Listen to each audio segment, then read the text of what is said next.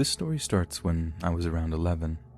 My family had always been a normal one, at least as normal as a military family can be. My dad had been a naval officer until he retired in 1992. Soon after being stationed in the Philippines, he and my mom met and got married. When it was announced Subic Bay was being closed, Dad decided to call it quits. This was the first time they mentioned moving to the States, but they ultimately chose not to. 5 years passed and my mom was pregnant with my future brother, Robert. I'm not sure if he was planned, but everyone in my family was looking forward to his arrival. The discussion of moving to America was brought up again, and this time my dad decided we should. His reasoning was because his parents were getting older and they deserve more time with their grandchildren. So, by the time the next winter holidays came along, we were living in a suburban house not far from them. For any kid that has grown up in another country, the culture shock of America can be hard to come to terms with. I wasn't any different in that regard.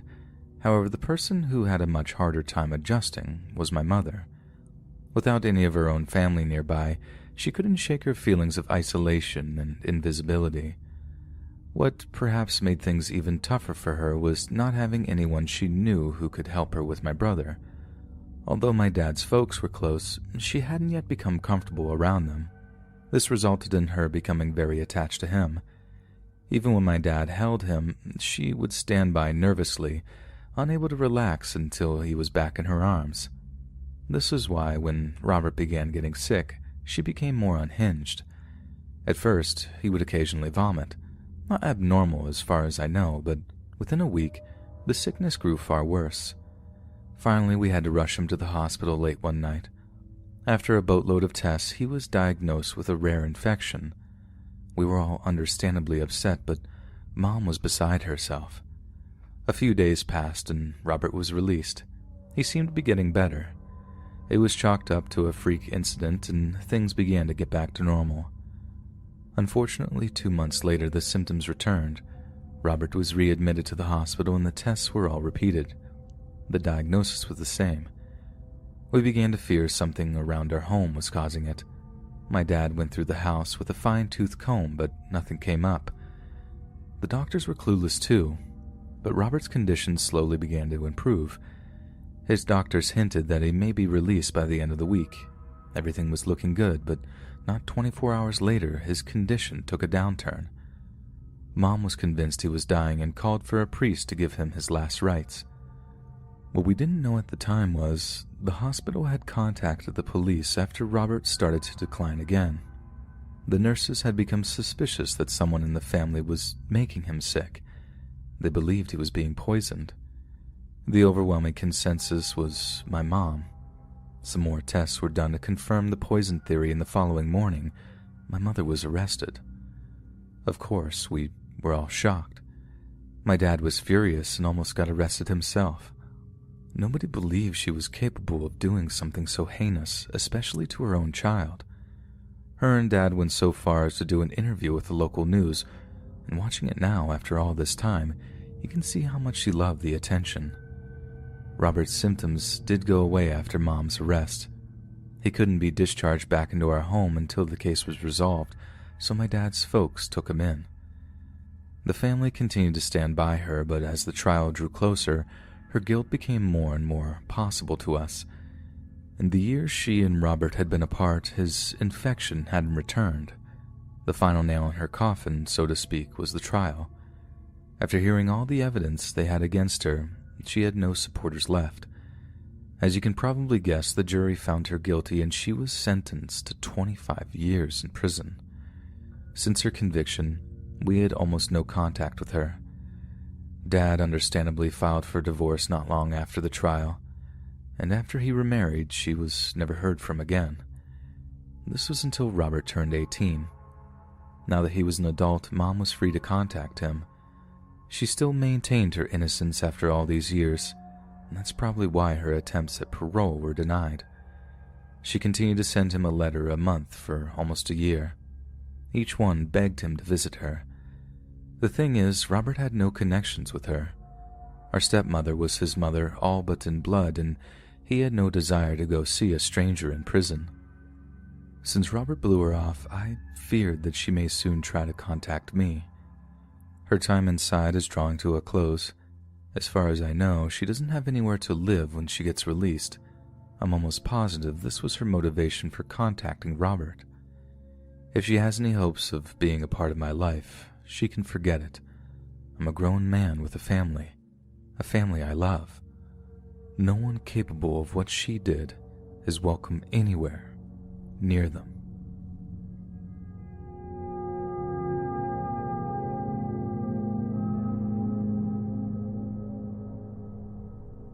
"3:26 a.m., June 22nd of 2006. I remember it like it was yesterday. I've been dreaming of leaving for a long time, but this day was when the dream became a reality. If I hadn't been driven to the point of ending my own life, I probably wouldn't have left. When your mother beats you almost daily, you lose that desire to live that most children have. Even after putting up with all that, I can confidently say I regret my decision. With the benefit of hindsight, I probably should have gone to the police or even a teacher rather than flee from the safety of my own hometown. We can't, unfortunately, go back in time and reverse the bad choices we make. However, I hope, after I share a few stories of my time on the road, it may make the next kid reading this think twice before they run away. The first thing that happened about 8 months into my time, our group had been in Austin almost 2 weeks. My boyfriend was 19. Although he obviously wasn't a model citizen, he kept me safe. He and I had been crashing at this pot dealer's house. My boyfriend, who we'll call Chad for the time being, had clearly befriended this dude because he was always drowning in weed. The guy had so much he didn't mind letting folks take a little on credit. We greatly abused this kindness during our stay. No one in their right mind ever stiffed him, until Chad came along. The dealer had been cool until the last few days before we were planning to leave.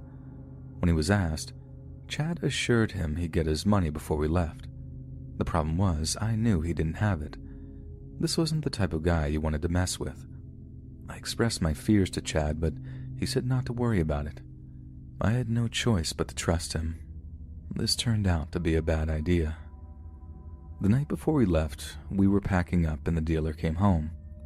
I could tell he was mad even before he began demanding the money. Unbeknownst to me, Chad had been with some of our friends and bragging about how he was going to leave without paying his debt. Somebody must have talked because our host was livid. Our ride was already waiting outside and Chad tried to use this as an excuse to get away. The dealer wasn't having it. Chad, being the arrogant fool he was, told me to take our stuff out of the car and wait. He claimed it wouldn't take more than a few minutes. I was terrified, of course, but it was all out of my hands. I loaded our bags into the trunk and asked our ride to wait. The yelling got so bad I could hear it in the car. This carried on for almost 10 minutes until the house grew silent. I figured everything had been resolved and let out a big sigh of relief. No sooner had I then heard 2 quick pops come from inside the house. I screamed out uncontrollably and began sobbing. I didn't even have a chance to decide my next move before I saw the door open and the dealer step out. He was holding something and walking swiftly toward the car. I started yelling at the driver to go. She was still shocked and wasn't all there yet. I yelled at her again. Each second he got closer and I became more panicked. I yelled a third time, slapping her on the side to get her attention. It must have worked. He was probably 4 steps from the car, raising the gun to fire before she hit the gas. I looked back at him as we sped away, full of relief and anguish. The 2 of us agreed never to mention what happened. Strangely, no one asked where Chad had gone or even acted as if he ever existed. I willingly played along. The next morning, we left Austin, never to return. What happened after that, I have no clue, and honestly, I have no desire to ever know. I hope that first story gives you a good perspective on how dangerous life on the road can be, not to mention the poor decisions that a young person without a responsible adult can make. The second story plays out in the last few months of my time as homeless. I was now 17 and had a baby on the way. The father had long since moved on, and I was terrified my daughter was going to be born with some kind of problem. I didn't have the money to get regular checkups or know about public clinics. This nice lady at one of the shelters told me about this program for girls in my current position. Through a long series of fortunate events, I was offered a place to live. We don't have the time here to lay out everything that happened. I'll just say an amazingly generous couple opened their home to me. Thanks to the kind ladies running the program, I was able to get all the things I needed to ensure a healthy and happy birth. Things were looking up for me, until my pending living situation got back to the wrong person. This guy had been hanging around in the homeless community for a long time. He himself was not living on the streets. Instead, he provided drugs to the younger girls with the goal of making them dependent so he could pimp them out. He had been trying to sink his hooks into me for a while, but I managed to avoid him. It didn't last, though. One day, he caught me alone and backed me against the wall. He began his usual spiel, but I was far too street smart to fall for it. I told him off, and this was the wrong thing to do. He began gritting his teeth and cursing me, saying that I thought it was too good because I have a home now. He pulled out this long switchblade knife-type thing from his pocket and flicked it open. He was waving it uncomfortably close to my now heavily pregnant body. Now I was terrified. I had never really thought much about myself, but my unborn child's life mattered more to me than anything. I started apologizing repeatedly. My mind was spinning in high gear, looking for a way out. I did the only thing I could think of. I peed myself. I remembered something a girl had said once. We were talking about being abducted, and she said that she would pee herself if it ever happened to her. We laughed about it at the time, but in my present situation I was willing to try anything. Crazy as it may seem, it worked. The dirtbag was so grossed out, he told me to go clean myself up. It was my chance to get away, and I took it. I knew this wouldn't keep him away forever, though. I kept my head down and hid until I could get off the streets. Things got so hectic the last few days, I had to hide under an abandoned house. That's a hair-raising story in itself, but best left for another time. That Monday came around, and I was finally able to move in with my host family, and I never looked back after that. I'm still not sure exactly why he was pursuing me so vigorously, but I'm thankful to everyone who helped me during that final week. If you hadn't already realized, being a runaway is no way to live. I'm sharing this to impress upon fellow females how very dangerous it is for us to be homeless. If you're a young man, don't go away thinking you have it made. I've seen more than my share of males lose their lives during my 4 years on the streets. Whether you're male or female, don't make the mistakes I did. It may not seem like it, but there are people out there that can help. You just keep looking. Your life at home may feel like pure torture, but I can promise you it can't hold a candle to growing up on the streets.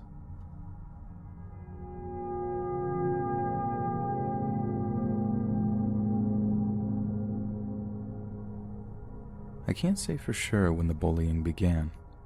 I'd say it was the first grade at the earliest. It was a small town, so there was only one elementary school for all the kids. This is likely why it went on for so long. As we moved on to middle school, it continued. The Whitney family was large from what I remembered, 6 boys if I recall. My older cousins told me stories of the beatings they suffered at the hands of the older siblings. I don't know if it was something caused by their home life, but Blake Whitney, the youngest of the brood, would carry on the violent tradition. My brother and I were just 2 of many who grew up under his thumb. We told our parents, but there was little they could do. They had a couple of meetings with the school staff who all excused it as a part of growing up. The principal would talk to him and things would get better for a while, only for the bullying to slowly come back once no one was paying attention. Our family was too poor to move and there were no other schools in the county, so there was little that could be done. As we grew older, my brother and I learned how to avoid our tormentor. The bullying occurred less often, but never completely. 8th grade started much like all those prior to it. I'd been going to school with the same kids since kindergarten. We all knew each other's names, but the teacher insisted on making us introduce ourselves anyway. I was in 3rd period math class when I heard a name I didn't recognize. I immediately looked up and saw this skinny kid with glasses talking to the class. My name's Timmy Coleman. My family just moved here from Tennessee, and I have an older brother named James. He's in the 11th grade. I like to watch cartoons with my brother." We couldn't help but laugh at him. He spoke kind of like a robot and wore these thick, black-framed glasses. After class, I introduced myself and asked him where he lived. Despite being dorky, he seemed like a cool kid. I invited him over to my house after school to play games, and he was super excited. I couldn't understand why until he had told me he had never had before. His family couldn't afford them.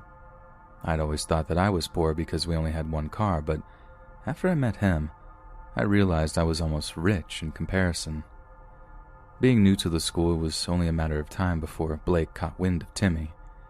The two would meet on a Wednesday morning about a month after the term began. I'd all but forgotten about Blake. Perhaps if I hadn't, things wouldn't have turned out so bad. Timmy was walking to class and ran directly into Blake. Knowing him, I'm sure he'd planned it that way. Timmy fell flat on his butt. Blake didn't even give him a chance to stand up. He pushed him back onto the floor and called him a spaz. Timmy apologized and Blake laughed. That's where it would have normally ended, but Timmy said the wrong thing. As Blake walked away, he returned to his feet and asked me a question. "Why is that guy such an a-hole?" Before I could answer, Blake stopped and turned around. My heart sank. "Would you say, you little four-eyed dork?" I'm not ashamed to say I was terrified. Blake had made most of my childhood a nightmare, and I knew what he was capable of. I tried to push Timmy down the hall, but he seemed confused. His back was turned when Blake threw the first punch. It made solid contact with his head, and he dropped like a rock. His head banged against a locker as he fell. Like the coward I am, I stepped back and hoped the beating wouldn't last long. Once he was down, Blake pounced. He began kicking him over and over. Timmy's body was limp. After kicking him 5 or 6 times, he chuckled and walked away. Once he was out of sight, I went to check on Timmy. I tried to shake him awake, but he wasn't moving. Panic began to take over, and I started crying. Out of the corner of my eye, I caught sight of a teacher and ran over to him. I quickly explained that my friend had fallen and wasn't moving. The teacher checked on him and told me to run to the office and get help. The 200 or more yards was probably the furthest my fat little body had ever run before. I told the lady at the counter and she called 911. I didn't wait for instructions.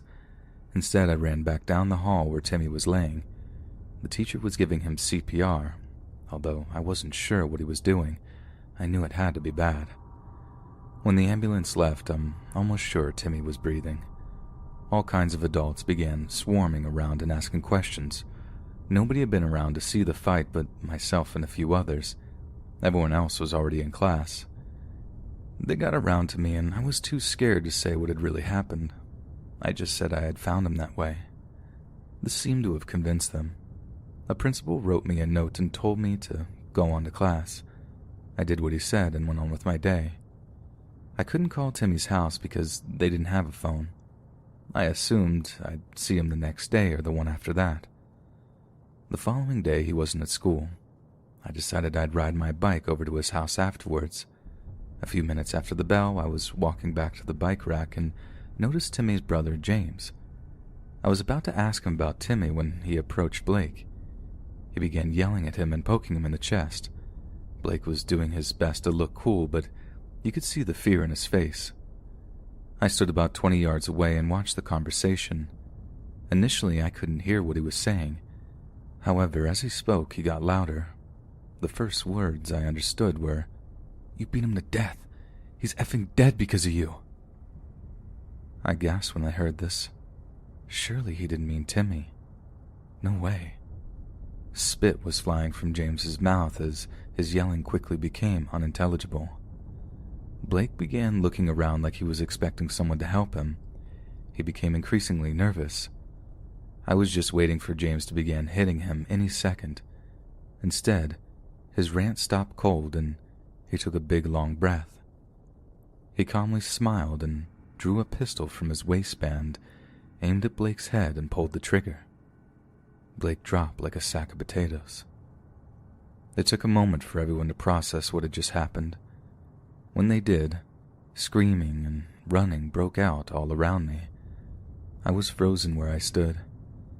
He then put the pistol back in his jeans and walked away. A few seconds passed before I had the presence of mind to go for my bike. As I rode away from the school grounds, kids were scrambling everywhere. When I got home, I ran into my room and locked the door. My mind was racing. Not only had one of my friends died, but I had just watched a murder take place mere feet from me. That night at dinner, the shooting was the only thing anyone was talking about. My parents asked me if I had heard about it, but I played dumb and avoided the conversation. I wasn't ready to talk about it, and to be truthful, this is the first time I have. I found it easier just to act as if it never happened until I wasn't sad anymore. Probably not the healthiest way to deal with loss, but it worked for me so far. Maybe I'm just a bad person. I hope not. The cops arrived at the Coleman house just after James did. Despite demands from the police and pleas from his parents, he refused to come out. After the SWAT team stormed the home, it was discovered that he had been dead all along, probably turning the gun on himself as soon as the police first showed up.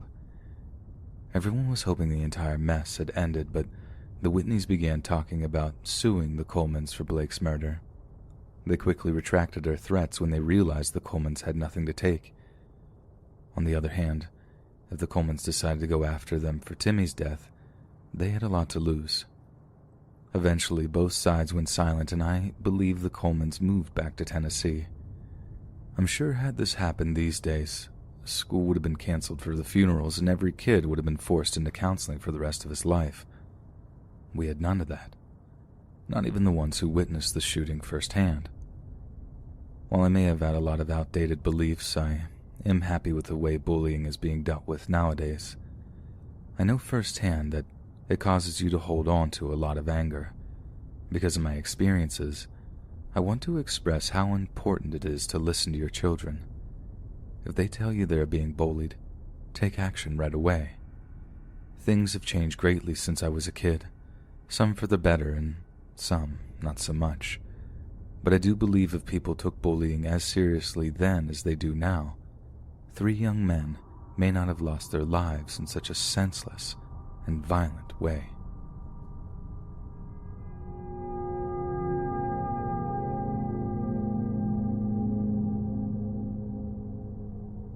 Dad and I never had a good relationship.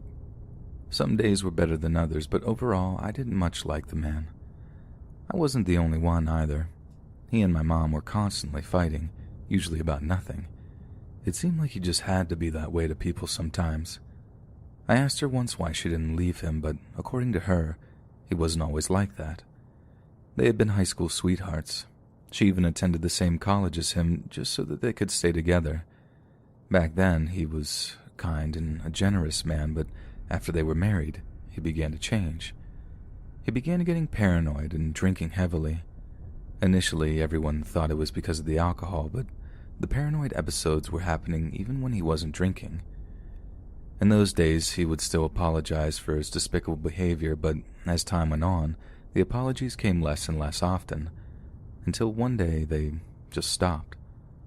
Once the schizophrenia was diagnosed, he finally had an excuse. That was my theory anyway.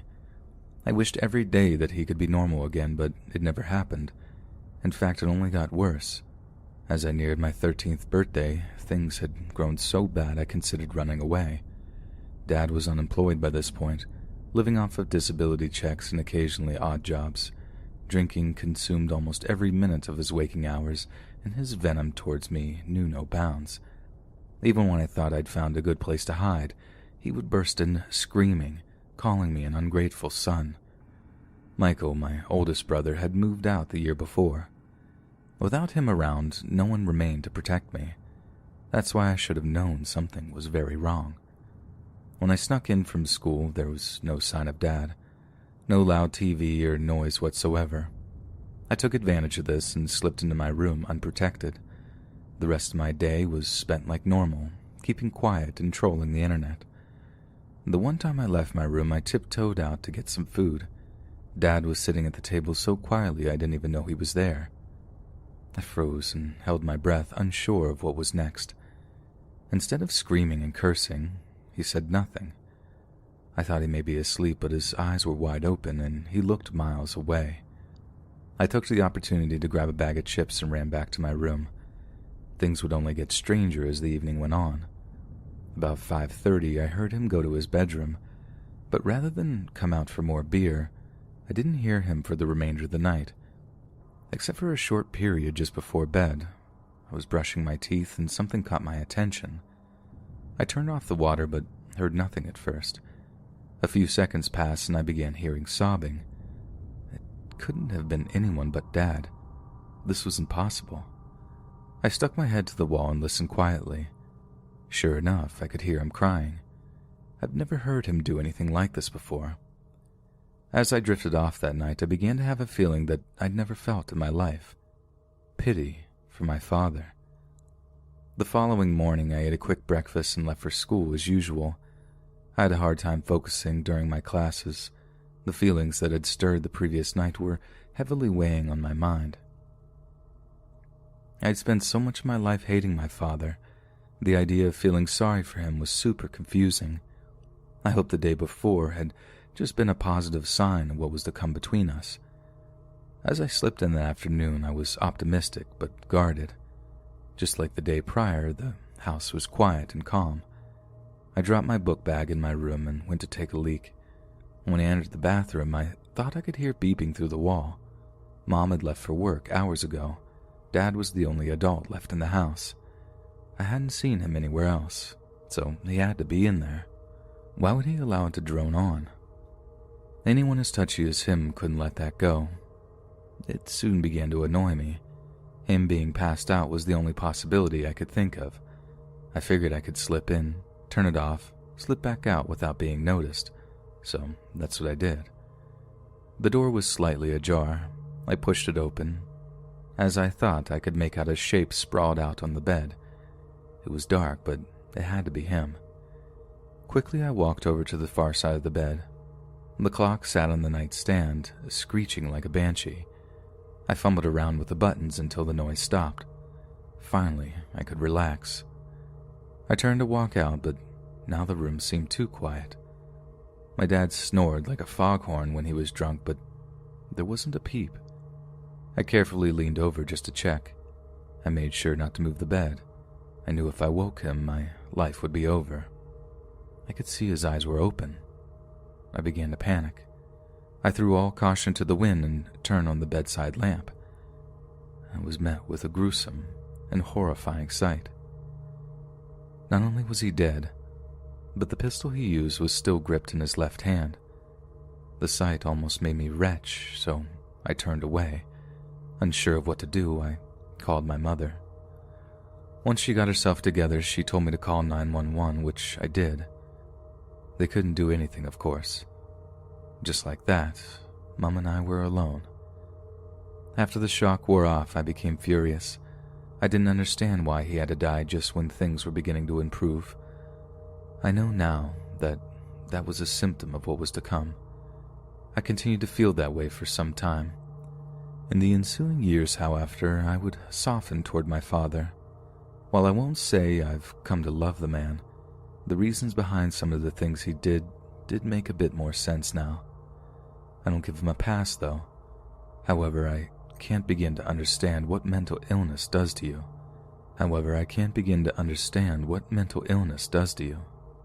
Hopefully, I never will.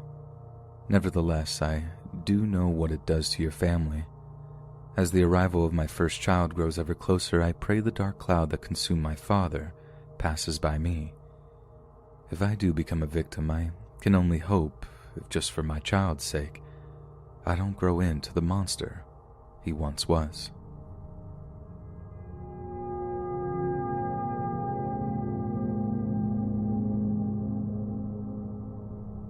You couldn't possibly remember that. You were too young. This is an idea I hear often, and to be honest, I wouldn't believe it myself had I not experienced it firsthand. It wasn't always this way either. It took a strange series of events just to bring it all surging back. From what my shrink tells me, our mind will block out such terrible events in order to preserve our peace of mind. While I did have the small snippet pop up in dreams here and there, I was never able to place where they originated. I'd always attributed them to a forgotten horror movie or television show. I can't say finding out that your mother was murdered is an awesome experience, especially when you always believe she died in a car crash. I suppose when I grew older and had mentioned it, my grandparents figured they were free and clear. I don't hold it against them, though. They were far better parents than I would have had otherwise. Why, you ask? Well, the resulting murder and the murderer taking his life would be the best indication. However, it was probably because they were both high school dropouts with raging meth habits. How I ended up healthy is an incredible miracle. Even then, it seemed like they did all they could to kill me. In addition to leaving me with strangers for weeks on end, I was severely undernourished when my grandparents got me. I just wish I would have been with them on New Year's Eve of 1999, and I'll explain why in a moment. With my parents dead, it became of the utmost importance I have a normal childhood. For the most part, I did, all except for the nightmares. Some nights I was troubled by visions of violence and death. Around 11, my grandparents began sending me to therapists. When I became an adult, I sought out a new counselor. We went through the usual getting-to-know-you phase you go through with a new shrink. As we got comfortable with each other, the topic of hypnotism came up. Somehow it had never come up before. He thought it may help to get to the root of the problem. With nothing to lose, I agreed. With each appointment, a small yet important part of the puzzle would arise. By the end of our time together, I remembered every little detail of that night. Just to be safe, I had to be sure I wasn't being fed a false narrative. So, through connections I made in school and a few less savory members of the hacking community, I was able to get a hold of my parents' file. This would ultimately change my view of them, while at the same time make everything so much clearer. Only now could I be sure the story I'm about to tell was real and not some terrifying images cooked up by a young man's overactive imagination. Before I began, be aware this story includes depictions of violence and abuse. If you think you may be triggered by this, stop here. Thank you for following thus far. On the evening of December 31st, 1999, I was called to the home of Corey and Rita Bryant. Upon arrival, the first thing to grab my attention were the tiny bloody footprints scattered throughout the home. I was told by the responding officer that they belonged to the male toddler of the Bryants. Toddler Bryant was not on scene when I arrived, having been taken to the hospital for a full examination. The toddler himself was not injured, instead is believed to have walked through the blood of Mrs. Bryant. In the corner of the living room lay the body of Mrs. Bryant. She had been handcuffed to the home's radiator. Next to her body laid a heavy framing hammer covered in what I assumed to be Mrs. Bryant's blood. My preliminary conclusion is that Mrs. Bryant had been beaten until dead by Mr. Bryant. After observing the primary crime scene, I was led to the master bedroom where Mr. Bryant's body was located. It laid slumped at the foot of the bed. A semi-automatic pistol lay next to Mr. Bryant. A small entrance wound was discovered on the right temple and appeared to be the primary cause of death at this time. That was the gist of what happened. Although I obviously edited the report for the sake of brevity and personal privacy, it accurately describes what my subconscious had been trying to tell me for so long. Fortunately, I've managed to not suffer from any long-term psychological damage. I count myself lucky in that matter. Despite being somewhat shocked after learning the truth, I'm still able to view everything as if it happened to someone else. And in a way, it kind of did. 20 years ago, a 3-year-old child was present while her father beat his mother to death, only to take his life soon after. I feel terribly sorry for what that little boy must have went through, but that's not me. I'm happy. A well-adjusted man who happened to once have terrible nightmares. Now that I know the truth, my life is great, and I can't remember the last time I didn't sleep like a baby.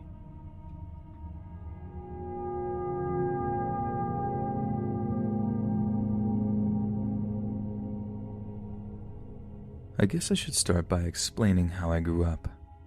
From birth until I was 20, I lived in a lower-class trailer park with my parents. I also had a younger brother, but we'll learn more about him later.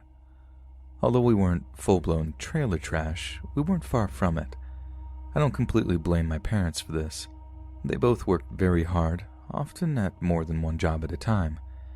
The biggest problem was probably that they spent so much of their money on garbage like beer and cigarettes. We possibly could have had a somewhat better lifestyle had they not had such wasteful priorities. Like I said, though, we weren't completely dirtbags. They never abused us in any way, and we always had plenty of food and clothes. I only wish the people around us cared so much for how they lived. Most of our neighbors did just well enough to not get evicted. It wasn't uncommon to see new faces constantly popping up.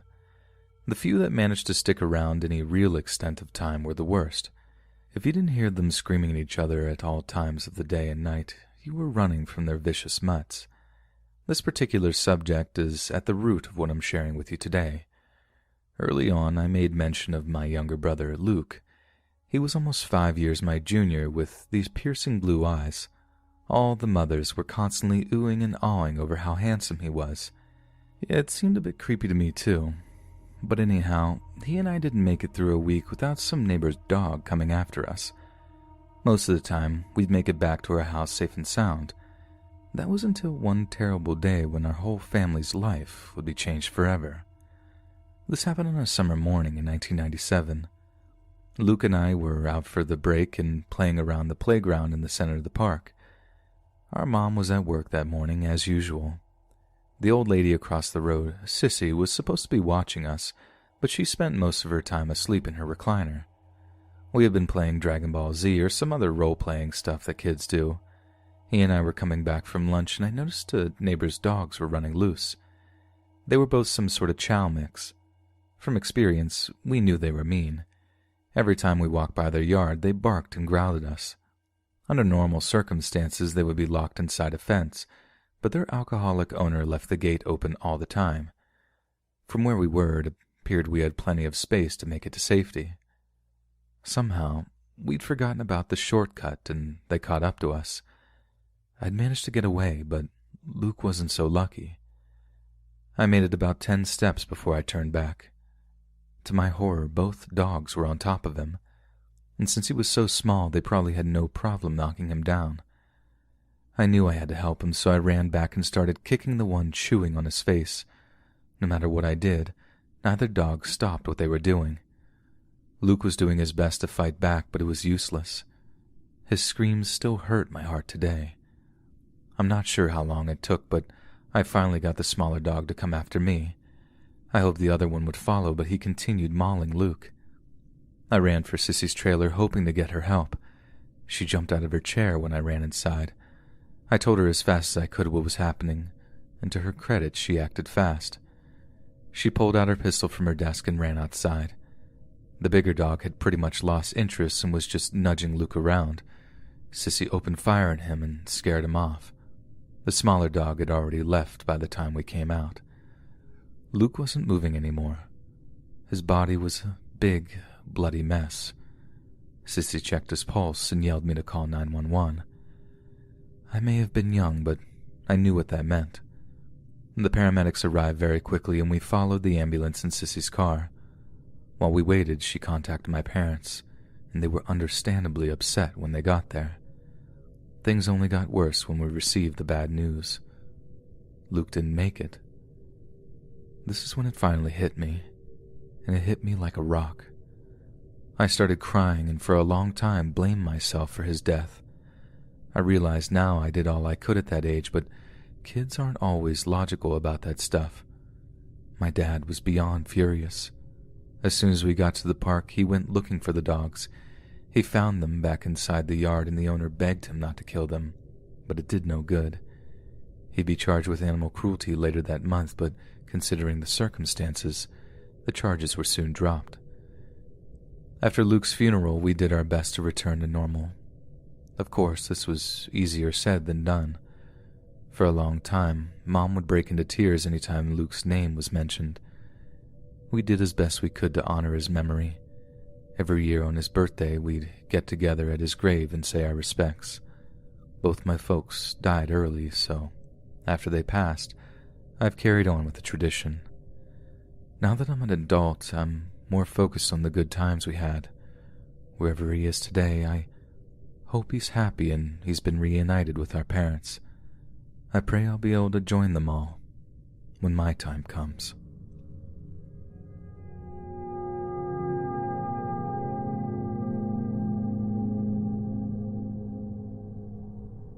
Both of my parents worked so hard to get to America. They followed all the rules, did all the paperwork, and paid all the money. I'm sure their first day here was one they'd never forget. Then, after going through all of that, they happened to meet each other in a town where Asians are a tiny part of the population. They surely had to think that they'd achieved the American dream. It's too bad that they wouldn't get much time to enjoy it. I'll get to what I mean by that in just a moment. First, I should probably explain how things got us to where we are. For several years after they were married, both my parents worked almost around the clock to make ends meet. Their dream has always been to buy a gas station, make it successful, and pass it on when the time came.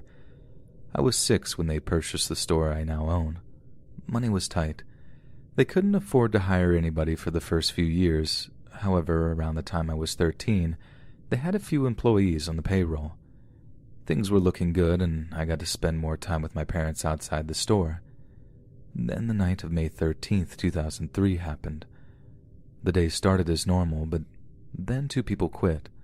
One of them was an assistant manager, so both my folks went in to cover the shift. The store was usually busiest between 5 and 10 p.m. I tried to convince my mom I was old enough to be left alone, but she wasn't having it. Against my wishes, I was dragged along. Most of the night, I surfed the net and talked to my friends on the office phone. Once or twice, I had to go up front to help, but I preferred not to be seen. Things were beginning to wind down at around 9:30. My mother told me to get my things together. We'd be leaving in the next 15 minutes. She went back up front to do a few small tasks. I sat back down and watched the cameras while I waited. A few customers came and went until the store was empty. A few minutes passed, and a tall, skinny dude with dreadlocks came in. He just milled about the store and then left without buying anything.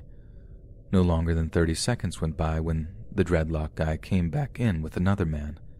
They were both wearing masks, but the guy's hair gave him away. I stood up and locked eyes onto the screen. Each of the men drew pistols and pointed them at my parents. My heart began pounding in my chest. The men were both clearly nervous, constantly looking around and barking orders loudly. My parents were frozen in fear. They made the robbers angry because they weren't moving. Suddenly, the unknown gunman hopped over the counter and struck my father across the forehead with his pistol. My mother screamed and crouched down to check on him. While she was doing this, he fumbled with the register. He couldn't get it open, so he turned to my mother and yelled at her to open it.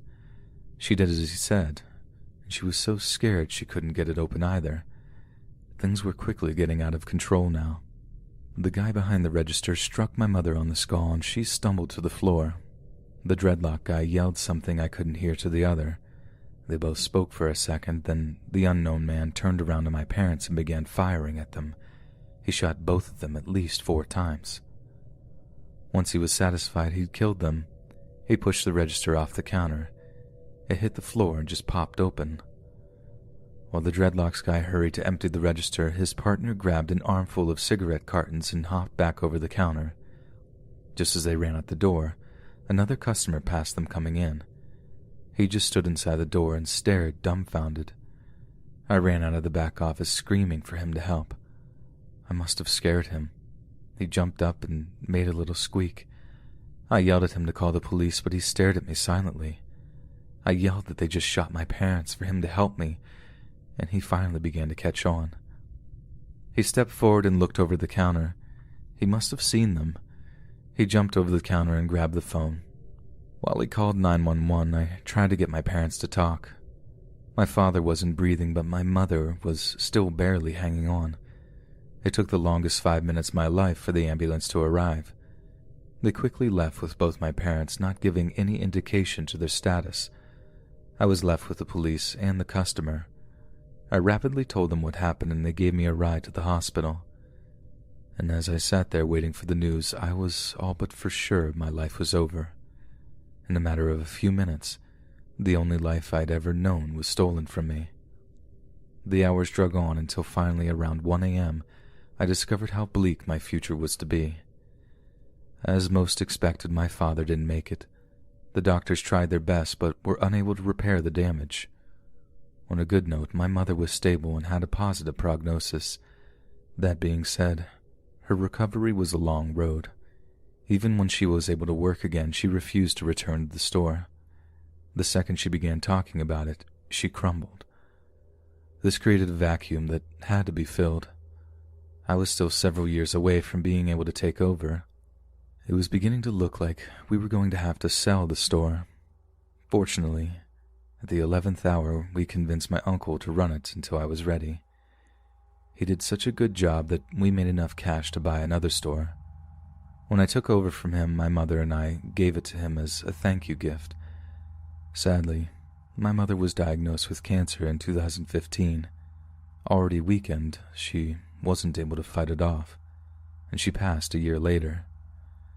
I wish I could say the men responsible were made to pay for what they did. Even with the video of the dreadlock guy's face in our statements, both men managed to elude arrest. It wasn't until 5 years later that the second man was identified, and he had been killed during another robbery the year before. The dreadlock guy is still free to this day, and the police believe that he fled back to Haiti not long after the robbery. For my parents' sake, I hope he's caught. When all is said and done, I'm very grateful to my parents for giving me the chance at a better life. Had they stayed in Korea, I probably wouldn't be doing as well as I am now. I just wish they both would have got to live long enough to see what I'd achieved with what they'd left me.